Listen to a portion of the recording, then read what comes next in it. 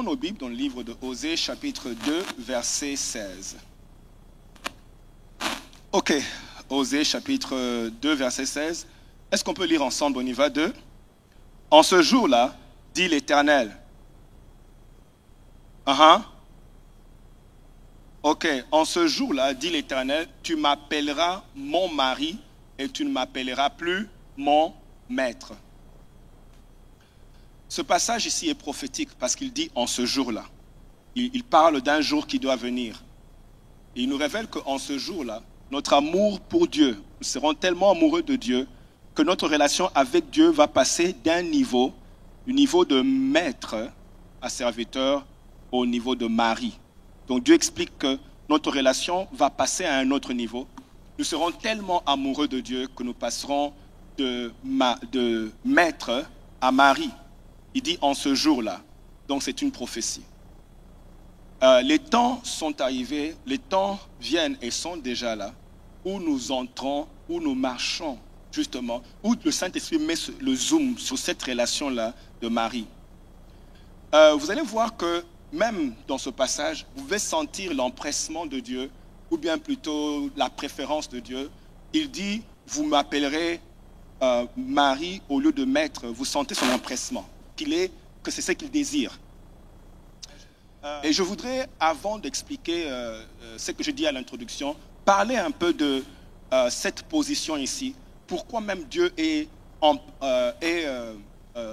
préfère la relation de mari que la relation de maître. Pourquoi il préfère ça? Vous sentez qu'il préfère ça. Et vous verrez ça dans certains passages. Par exemple, dans Sophonie, chapitre 3, verset 19. Sophonie, chapitre 3, verset 17. Ok? Sophonie 3, 17 dit, en ton sein, le Seigneur ton Dieu est un héros sauveur. Il fera de toi sa plus grande joie. Dis un peu, il fera de moi sa plus grande joie. Dis un peu, plus grande joie. Il n'a pas dit joie, il a dit plus grande joie. Oui, plus grande joie. Alors Dieu dit, en ton sein, le Seigneur ton Dieu est un héros. Il fera de toi sa plus grande joie. Il gardera le silence dans son amour. Il poussera des cris d'allégresse à ton sujet. À ton sujet. Il poussera des cris d'allégresse à ton sujet. Il poussera des cris d'allégresse à ton sujet. Il poussera, Dieu, va pousser des cris de joie à ton sujet. Ça veut dire qu'il suffit seulement qu'il te voie. Il commence à pousser des cris de joie à ton sujet. La Bible dit des cris d'allégresse. L'allégresse est différente de la joie. La joie est juste un sentiment de gaieté. Tu peux être joyeux et juste avoir un petit sourire. Mais l'allégresse est plus intense que la joie. L'allégresse, c'est quand ta joie atteint un niveau où tu ne sais plus te contrôler. Faut pas m'embêter. L'allégresse, c'est quand ta joie a atteint un niveau où les choses que tu vas faire dans ce niveau de joie-là peuvent te faire passer pour un fou. C'est ça l'allégresse. Donc Dieu dit, quand il te voit, le niveau de joie de te voir seulement, le niveau de joie que Dieu a quand il te voit, ça le fait passer à un niveau où la joie ne peut plus être contenue. Dieu oublie la noblesse du roi et il pousse maintenant des cris d'allégresse. Bien aimé, ça me fait penser à l'histoire de l'enfant prodigue. Quand l'enfant prodigue revenait, le père voit l'enfant de loin. Le père voit l'enfant en train de venir. Il n'a même pas attendu que l'enfant fasse tous les pas pour arriver. Il ne faut pas m'énerver ici. Il n'a pas attendu que l'enfant marche jusqu'à arriver. Seulement l'enfant se lève. L'enfant se lève seulement. Le père, avec tout son manteau, j'imagine qu'il avait beaucoup de biens, il prend son manteau entre les mains pour bien courir. La Bible dit qu'il n'a pas marché. Il a couru avec joie. Et la Bible dit qu'il s'est jeté, oh là là, au cou de... c'est-à-dire qu'il s'est jeté au cou de l'enfant. Il a oublié toute forme de noblesse. Hey!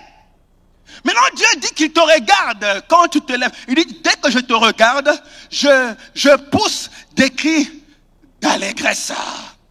C'est-à-dire que ma joie atteint une intensité qui risque de me faire passer pour un fou.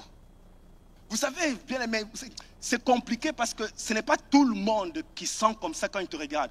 Tu risques de penser que Dieu aussi est comme ça. Et ici, il te révèle comment lui il sent quand il te regarde. D'autres versions disent pour toi. Et j'aime ça. Il y a Sophonie 3,17 dans une autre version qui dit, Dieu est au milieu de toi, ton vaillant sauveur. Pour toi, il se sent fou de joie.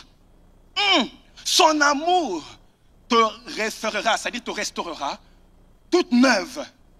Pour toi, il dansera et criera sa joie. Donc pour toi, Dieu crée des pas. Pour toi, il crée des pas. Tu lui fais danser, dis à quelqu'un, je le fais danser. Dis à quelqu'un ça, il faut confirmer. Tu dis à quelqu'un, quand je fais danser Dieu, il prend sa toge, son manteau de roi, il commence à faire des pas. Lève-toi un peu qu'il te voie bien, qu'il te voie bien. Lève-toi que c'est te voie bien. Lève-toi et fais un peu comme ça, qu'il te voie bien, qu'il te voie bien. Fais un tour, fais seulement, fais un peu comme tu dis. Tu dis, regarde-moi bien. Laissez-moi vous dire, bien-aimé, est-ce que vous savez que Dieu vous a fait à son goût? Là, vous m'énervez, c'est comme ça qu'on répond. Dieu t'a fait à son goût.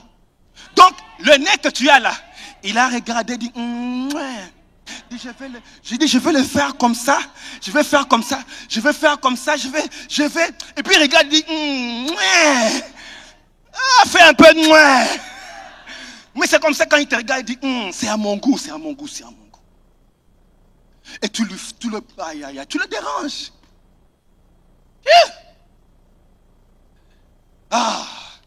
Donc nous sentons ici la préférence de Dieu.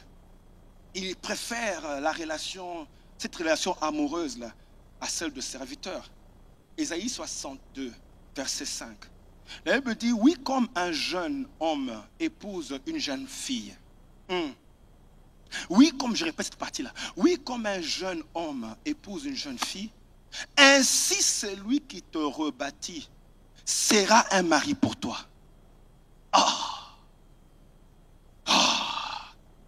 Relentless. Il ne va pas arrêter. Il insiste. C'est lui qui te rebâtit. Il le fait en tant que mari. Ketouba. Si j'avais le temps d'expliquer ça. De même aussi qu'une fiancée fait la joie. Maintenant vous comprenez pourquoi il est joyeux comme ça. De même, donc quand il danse, Seigneur. De même aussi qu'une fiancée fait la joie de son fiancé. Est-ce qu'on peut lire fort la dernière partie là?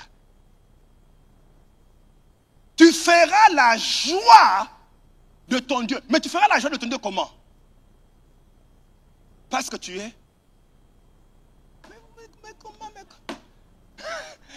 Non, Dieu regarde, dit, de même que une fiancée fait la joie de son fiancé. Dieu dit, c'est dans le même contexte que j'ai la joie quand je te regarde. Dieu dit, je te regarde, quand je te regarde, je vois la fiancée. Et ça me provoque. Proverbe chapitre 18, verset 20. La Bible dit, c'est lui qui a trouvé une femme, a trouvé le bonheur. Ici, ce n'est pas l'homme qui parle, c'est Dieu. Il faut comprendre la philosophie, c'est que Dieu pense de trouver une femme. Est-ce que vous comprenez un peu? Ici, ce n'est pas un homme qui est en train de dire c'est lui qui a trouvé une femme. C'est Dieu ici, dans sa parole. Il révèle ce que lui, il pense de trouver une femme. Est-ce que j'ai mal parlé? Lui alors, il dit, c'est lui qui a trouvé une femme. Ça, c'est sa philosophie à lui. A trouvé le bonheur. Cet homme-là qui t'a épousé a trouvé le bonheur. Oui, il a trouvé le bonheur. Il a trouvé le bonheur. Il a trouvé le bonheur. S'il est à ton côté, tu ne dis rien. Souris seulement. Pour qu'il...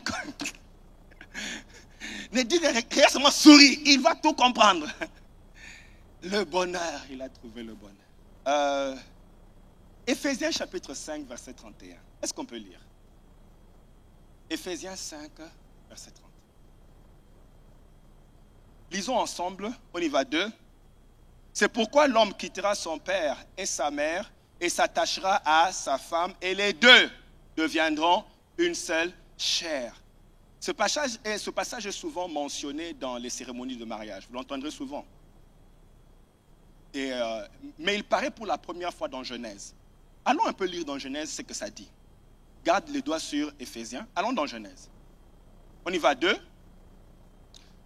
Genèse 2, 24. On y va. C'est pourquoi l'homme quittera son père et sa mère, s'attachera à sa femme, et les deux se cherchent. Vous voyez que ces deux passages disent la même chose, sont identiques. Dans le passage de Genèse, c'est une déclaration que Dieu fait. Lui-même, Dieu fait la déclaration. Parce que c'était quand Dieu officiait le mariage d'Adam et Ève. Quand il s'est tenu devant Adam et Ève et qu'il bénissait leur mariage, Dieu dit, alors c'est pourquoi l'homme quittera son père et sa mère, s'attachera à sa femme et les deux deviendront une seule chair.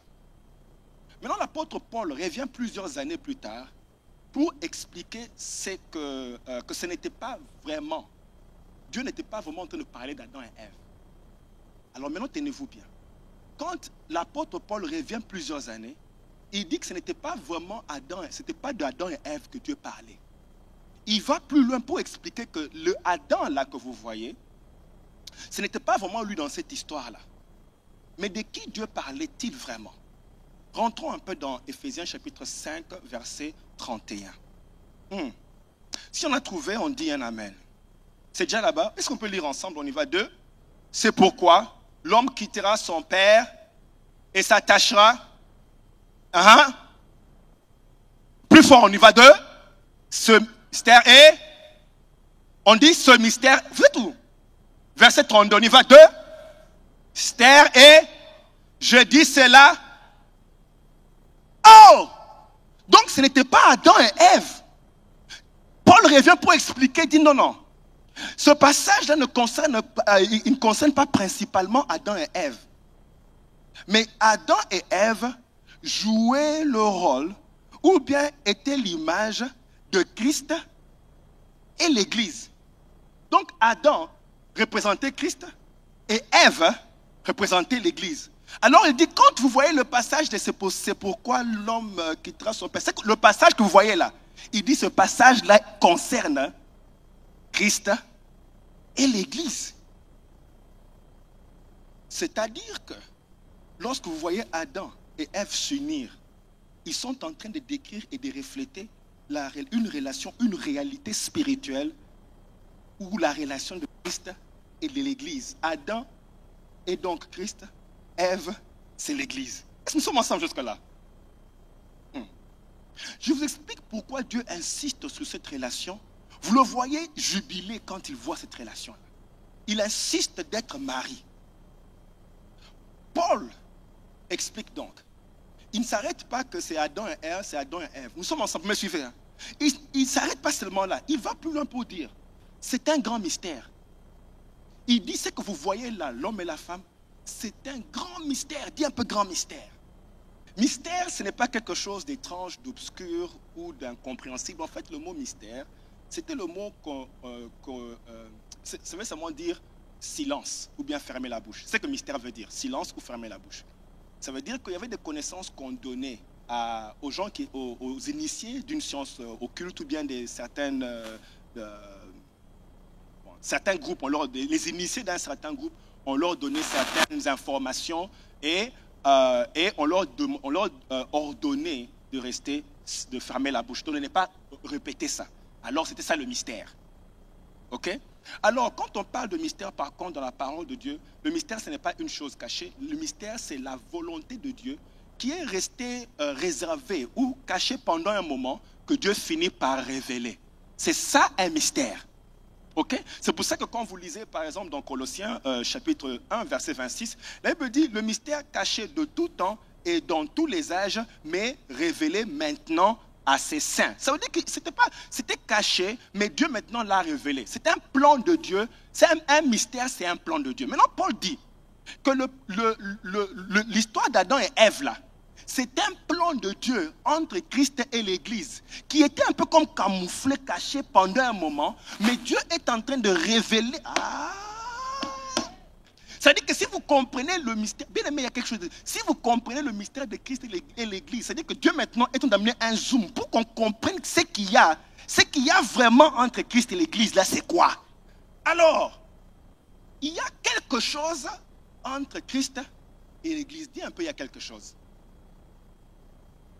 Et Dieu est en train de révéler ça. Bien aimé, vous dire une chose. Toute révélation ouvre une nouvelle porte à un autre niveau de gloire que Dieu veut amener. D'abord, il faut une révélation avant un niveau de gloire. Dès que tu reçois la révélation, tu passes à autre chose. La révélation est une information qui te fait passer à un autre niveau.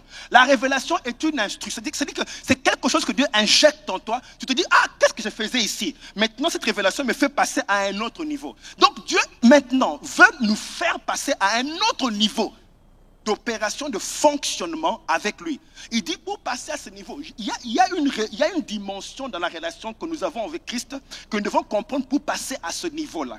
Pouvons-nous parler juste en quelques secondes? Dieu, combien de secondes? Merci. Pouvons-nous parler en quelques secondes de ce niveau-là de révélation? Est-ce que ça va?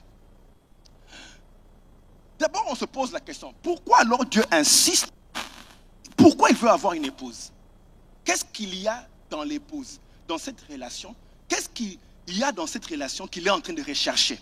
Vous voyez? Et c'est que vous, tout le monde sait. Non, moi je me suis marié. Pourquoi tu es marié? Non, parce que je l'aime. Hein. Oui, ça on sait déjà. Mais dis-nous pourquoi. Parce qu'il ne faut pas que tu oublies pourquoi tu l'as prise, elle. Tu l'as pris.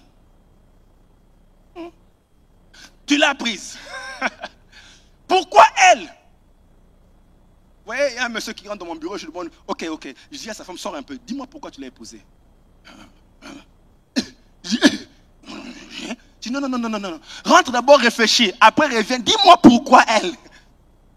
Vous voyez, écoutez d'abord bien aimé, toute relation permet un certain genre de transaction et rapport. Toute relation. Vous me suivez? C'est-à-dire que, par exemple, une dame ne peut pas aller sur... Tu es à la station de train, tu attends le train, et puis soudainement un monsieur vient, il te donne sa cravate, dit fais-moi un peu le nœud d'une cravate. Soudainement, tu vas sentir que non, je ne peux pas. La résistance là, c'est parce que il n'y a pas une relation entre vous deux qui lui donne le droit de te donner cette instruction-là. Donc, tu vas résister. De la même manière, quand tu trouves un enfant sur la route qui saute sur toi et dit « Donne-moi l'héritage », c'est un enfant, oui, mais il n'y a rien entre moi et cet enfant qui lui donne, lui, le droit de me demander. Vous comprenez? Ça veut dire que une relation permet, dis un peu permet, donne le droit de facilite, si je peux dire, un certain genre de transaction. Est-ce que ça va? Ok. Alors, si Dieu préfère l'épouse, c'est parce qu'il y a un certain genre de transaction, certains rapports qu'il ne peut pas faire avec le serviteur. Nous sommes ensemble jusque-là. Vous voyez déjà que ça va permettre un plus haut degré de manifestation et de transaction si tu comprends la dimension ou le mystère de l'épouse.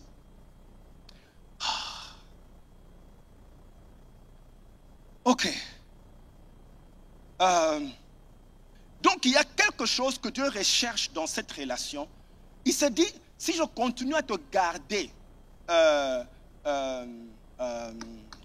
serviteur, il y a des choses que je n'aurai pas le droit de te donner.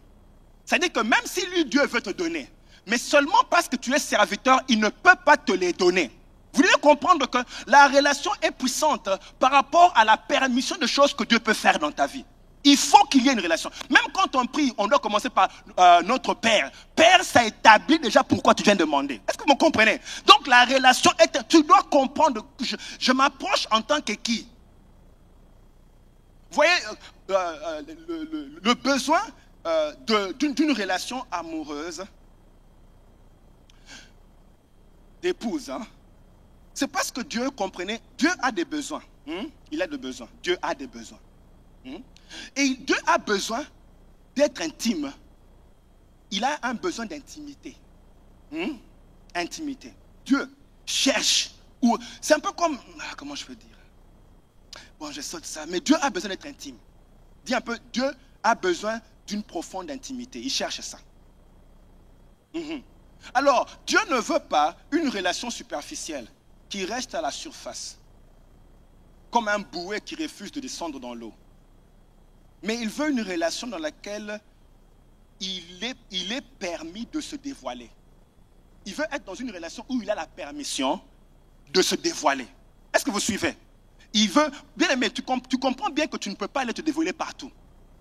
C'est comme quand on rentre à la maison, on n'est pas tous en cravate. Ah non, il faut venir voir dimanche après-midi comment je suis. Hein? Ah, ma grosse culotte là, à l'aise. Non, ça dit ceci, que Dieu a besoin d'un endroit où il peut venir être à l'aise. Aïe, aïe, aïe, aïe, aïe, aïe. Il veut être quelque part where he's comfortable. D'être Dieu. C'est pour ça qu'il dit dans Jean 15, 15, n'allez pas lire, il dit ceci, je ne vous appelle plus mes serviteurs, parce que le serviteur ne sait pas ce que le maître fait. Je vous appelle plutôt mes amis, parce que les amis, il dit je vous appelle mes amis. Pourquoi vous êtes amis? En tant qu'ami, je suis permis de vous faire connaître tout. C'est que tout ce que le Père m'a appris. Il dit en tant qu'ami, il faut que vous deveniez amis pour que je me sente à l'aise de vous dire tout. Mais tant que vous restez serviteur, je n'ai pas la permission même si je voulais. C'est-à-dire que dans mon cœur, ça brûle de vous dire tout. Mais quand je regarde l'état de serviteur, je ne peux pas tout te dire. Non, je ne peux pas tout te dire. Est-ce que j'ai mal parlé? Vous savez, le mot ami ici, hein, ce n'est pas l'ami comme nous on connaît. Parce que nous, tu vas trouver quelqu'un sur la route, il te demande l'heure. Directement, c'est ton ami. Ce n'est pas comme ça que Dieu dit ami. Non.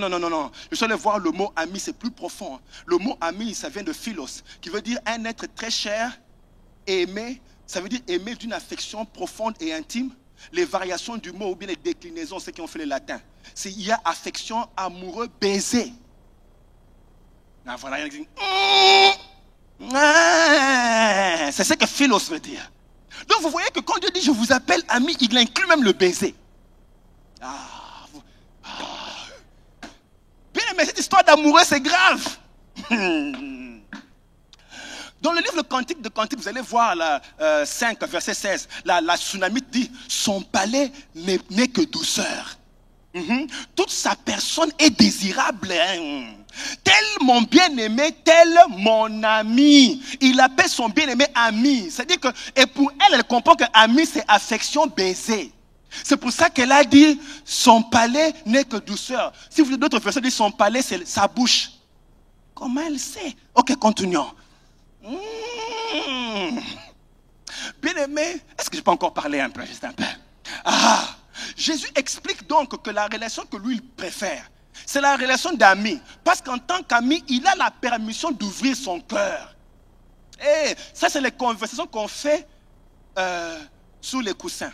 Tu dors, hein? Avant de dormir, tu es entre le sommeil et entre le marteau et l'enclume. Et le sommeil, tu es dans les deux. Et maintenant, ta chérie est à côté. Tu commences à penser à certaines choses tous les rêves que tu as, les projets que tu as, ça sort comme un courant d'eau. Tu ne résistes plus. C'est-à-dire Allah, tu as envie de tout dire. Dieu dit, j'ai envie de tout dire. Mais il faut que tu deviennes mon ami, affection, aimé, baiser. Là, j'ai la permission. Dis un peu permission. Qu'est-ce que ami veut dire? Ami, qu'est-ce que ami veut dire? Plutôt, qu'est-ce que intime veut dire? Intime. Qu'est-ce que intime veut dire? Est-ce que même vous comprenez que Dieu a des difficultés, Jésus a des difficultés de te cacher des choses quand tu es ami? Même s'il veut résister.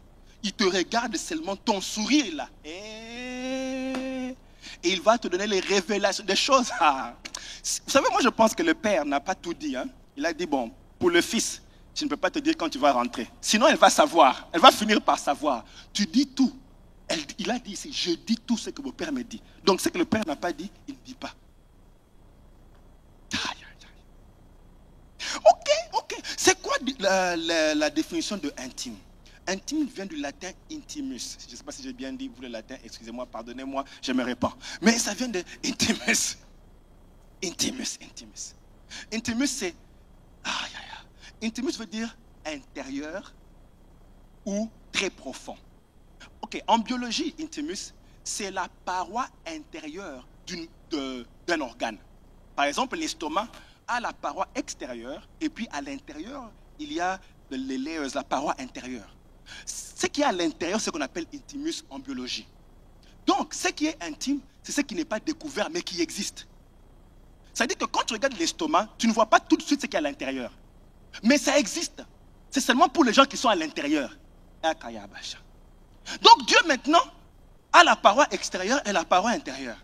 Il y a des gens qui ne voient que les choses extérieures. Mais il y a des gens qui ils peuvent entrer à l'intérieur et ne regardent pas ici, et ils regardent ici. C'est pour ça que vous voyez dans leur adoration, ils ont des petits noms. Tu te demandes, lui, il a trouvé ce nom où? Toi, tu ne connais pas ce nom-là. Et Kama, il est entré à l'intérieur, il a vu autre chose que toi, tu n'as pas vu. Et quand il sort de là, il amène des noms que tu ne connais pas. Non, pas mais. Il amène des noms, tu l'entends, tu dis, tu as trouvé ça où? Je ne peux pas t'expliquer. C'est pas possible d'expliquer. C'est pas possible d'expliquer. Ça veut dire maintenant, dans une relation, que intimus, c'est l'absence de barrières, clôtures ou murs qui peuvent bloquer, t'empêcher d'entrer à l'intérieur et de voir. Dis un peu intimus. Alors Dieu a besoin, Dieu veut une relation où il peut se déshabiller et révéler ce qu'il y a à l'intérieur. Vous voyez la transfiguration? À la transfiguration, Jésus enlève l'habit de l'humanité et dévoile un niveau de gloire que les autres ne connaissaient pas. Il a enlevé l'habit de l'humanité pour montrer vraiment qui il était. Soudainement, Paul dit, cet homme ici est vraiment comme ça. Pardon, Pierre et Jacques. Il regarde et dit, cet homme ici qu'on voit tous les jours, il est comme ça en réalité. Donc, ils ont eu accès à ce qui est à l'intérieur. Les autres voyaient seulement à l'extérieur. Dis un peu intimus. Lève ta main, tu dis, c'est là que je vais maintenant entrer. Je vais entrer là-bas.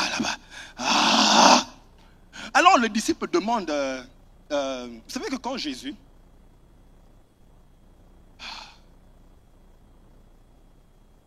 Vous savez que ce n'est pas Jésus qui a demandé, ce n'est pas les Pierre, Jean et Jacques n'ont pas intercédé, prié très fort pour que Jésus les mène à la transfiguration. Ils n'ont pas prié pour ça. Ils n'ont pas prié. Comme ils n'ont pas prié et que Jésus les a amenés, c'était donc le désir de Jésus. C'est-à-dire que ça venait de son cœur. Ça veut dire que c'était un besoin. C'est comme si tous les jours il se promène. Il dit, puis-je trouver parmi les 12 ici quelqu'un à qui je peux montrer qui je suis vraiment? Et puis soudainement, il va spot, il spot. Comment on dit spot? Il repère. Parmi les 12, pas tout le monde. Il regarde parmi les 12. Il voit Pierre, Jean, Jacques. Il dit, ils ont le cœur de l'épouse. Eux, ils vont supporter si je me déshabille. Vous voyez, parce qu'un patron ne peut pas venir déshabiller devant les serviteurs. Ça sera un scandale. Pourquoi? Ce n'est même pas permis. C'est pas permis. Donc, un patron ne va pas le faire. Mais s'il le fait devant son épouse, quoi de plus normal? Donc Jésus sait aussi que si je me déshabille ici devant tout le monde ici, ce n'est pas des choses qui sont permises devant tout le monde. Je dois donc repérer parmi les gens qui viennent seulement à l'église. Je dois repérer ceux-là qui ont le corps de l'épouse. Alors après qu'on ait tous adoré ensemble, la Bible dit qu'il les prena à l'écart. Parce que c'est des choses qu'on fait en catimini.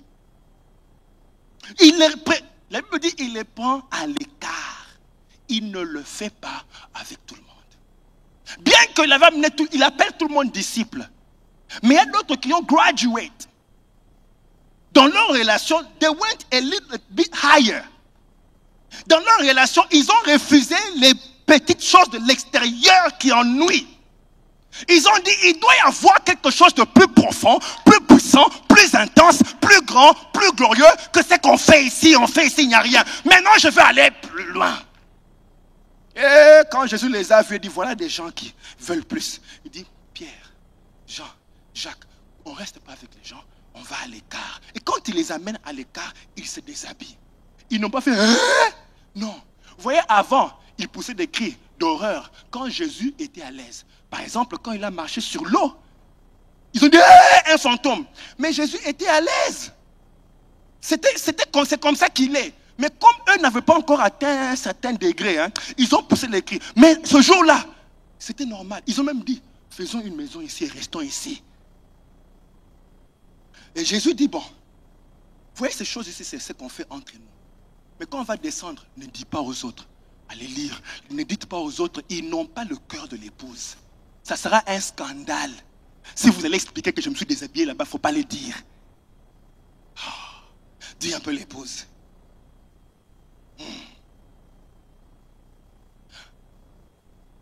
Laissez-moi vous montrer quelque chose. C'est pour ça que vous allez voir.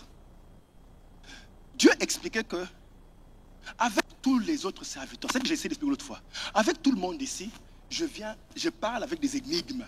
C'est-à-dire que je m'habille même. Je viens d'une façon où c'est même difficile de reconnaître qui je suis vraiment.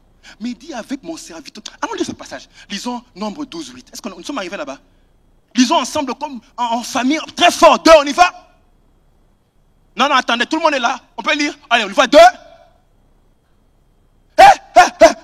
Attendez. Je lui parle comment? Quoi? Je lui parle comment? Et la Soulamite a dit, sa bouche n'est que douceur. Puis il y a des choses dans cette Bible. Dieu dit, moi j'aime lui parler. Moi quand je parle à Moïse, c'est bouche à bouche. Je sais, vous vous demandez, qu'est-ce que ça veut dire le bouche à bouche là? Vous savez, j'ai découvert ces choses, j'étais en train de demander à Dieu. Je voulais comprendre comment est-ce que sa force fonctionne. Peut-être que vous ne voyez pas le rapport, mais c'est so much. Donc Dieu parle bouche à bouche. J'allais vous dire, faites la prière, Seigneur, parle-moi bouche à bouche, mais on ne va pas la faire parce que peut-être que tu ne sens pas encore l'épouse en toi. Mais ça va venir. On va faire des prières bizarres. Seigneur, parle-moi bouche à bouche. Ça va venir, t'en fais pas, ça va venir. Parce que là, Dieu est en train de nous enseigner des choses dès qu'on comprend. Je vous dis que c'est une dimension. Ça veut dire que ce n'est pas nouveau, mais seulement qu'on n'avait pas insisté sur ça. Mais maintenant, nous sommes en train d'insister. Dieu est en train d'insister sur une dimension qui va t'amener loin. À voir le intimus. Tu vas commencer à voir le intimus. Dis un peu intimus. Okay. Nous avons dit que Adam représente qui? Christ. Et puis Ève. Donc Adam est Christ et Ève est l'épouse, l'Église. Est-ce qu'on peut lire quelque chose ici qui va nous faire du bien? Genèse chapitre 2, verset 24. Oh, I'm excited. Est-ce qu'on peut lire ensemble 2, on y va? C'est pourquoi l'homme quittera son père et sa mère, s'attachera et ils deviendront 25. Lisons ensemble 2. Lisons ensemble 2. Était et... que j'avance, Merci beaucoup, merci. Il a dit avance, donc j'avance. Donc l'homme, Dieu dit que Adam et Ève, Adam représente Christ. Et puis Ève. Bon, maintenant Dieu dit maintenant ici, là, il explique. Il dit, quand je les ai fait comme ça, là, ils étaient nus. Donc Adam était, et Christ, Ève était, Adam était, Ève était. Si Adam représente Christ, si Christ est nu, mais attendez, écoutez, vous savez, je parlais avec un homme de Dieu, quand il a écouté, il m'a dit, qu'est-ce que tu fais avec ces choses? Quand est-ce que l'Église va connaître? Moi, je dis non, je ne suis pas sûr si l'Église peut supporter. Il dit non, on va supporter. et puis là, Dieu me dit, c'est le moment. Je connais ces choses depuis, il me dit, c'est le moment, parle. Parce qu'on va entrer dans une autre dimension. Suivez-moi. Pourquoi Dieu dit qu'il a créé l'homme à son image? Le seul détail, c'est la nudité. C'est le seul détail que Dieu parle de leur apparence. Ça veut dire que la nudité était importante pour Dieu. Il a oublié toute autre chose. Il a insisté sur la nudité. Et puis il explique maintenant la force de leur relation. Il dit qu'il les a créés hommes et femmes. En même temps, il représente Christ et l'Église. Mais il doit mettre le détail de la nudité. Il dit les deux étaient nus. Bon.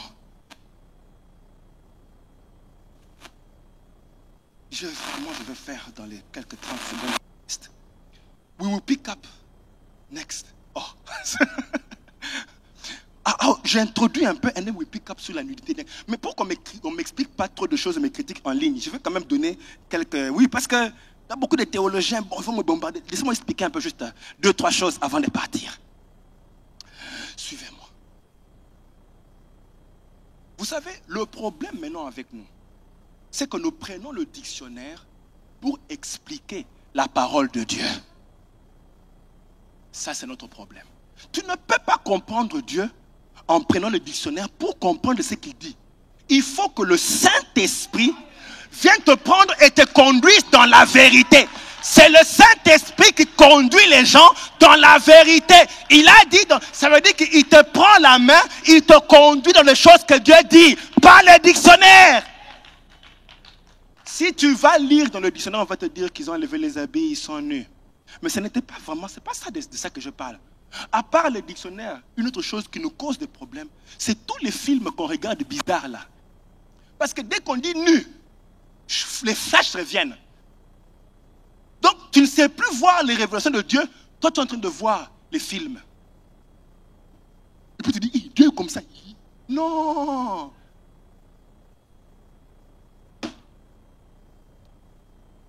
Que Dieu vous bénisse.